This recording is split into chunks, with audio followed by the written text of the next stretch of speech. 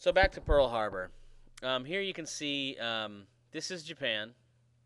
Um, Japan had expanded all over Asia. It had already taken over. This was already owned by the Japanese, Korea. It expanded all this into China. This is what is today Vietnam. Back then it was called French Indochina.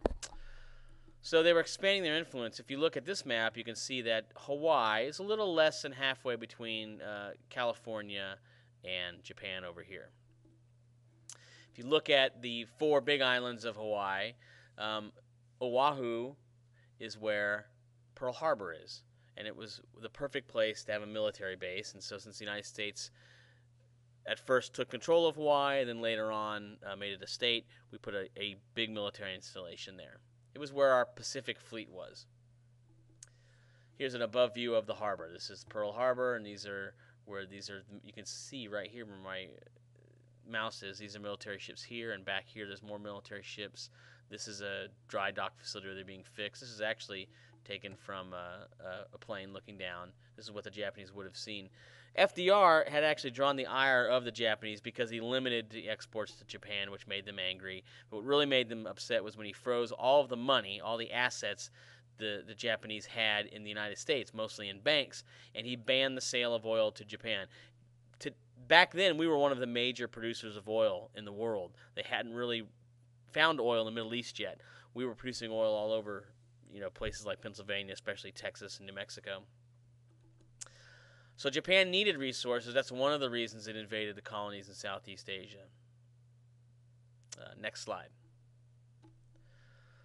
We knew the code the Japanese used to communicate from ship to ship and from ship to shore.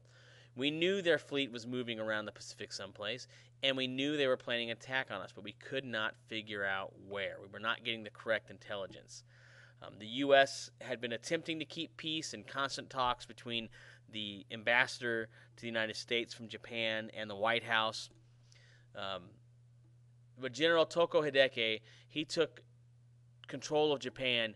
He knew war with the United States was inevitable, and he pushed for war with the United States. Here he is with his cabinet. Here he is reviewing troops, and in this corner, in the right-hand corner bottom, you see the Japanese aircraft carriers sailing. Next slide. On December 7th, as you know from the Pearl Harbor activity we did, a radar operator saw planes heading towards Hawaii, big cluster of planes. The officer on duty told him ignore them. He thought they were B-17s coming in from California. They weren't. They were the Japanese.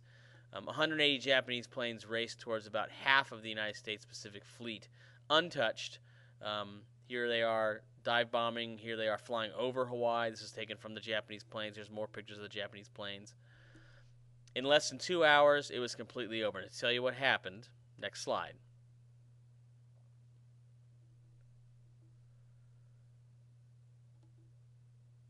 This is the USS Arizona exploding. This is the Arizona sinking.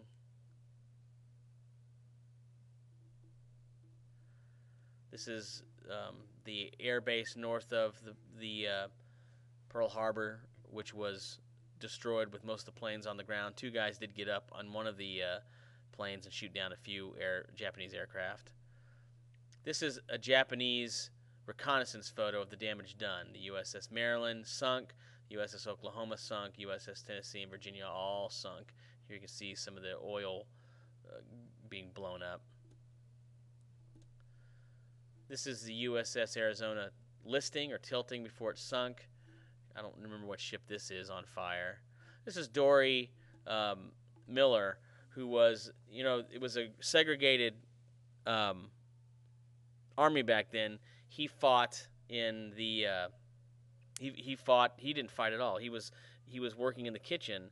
He went up on deck, took control of a gun he'd never shot before, and shot down a Japanese Zero and got the Silver Cross, which was a medal. And they used him for recruiting in African American neighborhoods. And he was played by Cuba Gooding Jr. in the movie. All right, I'm gonna have to go one more slide. We'll have to go on the next slideshow.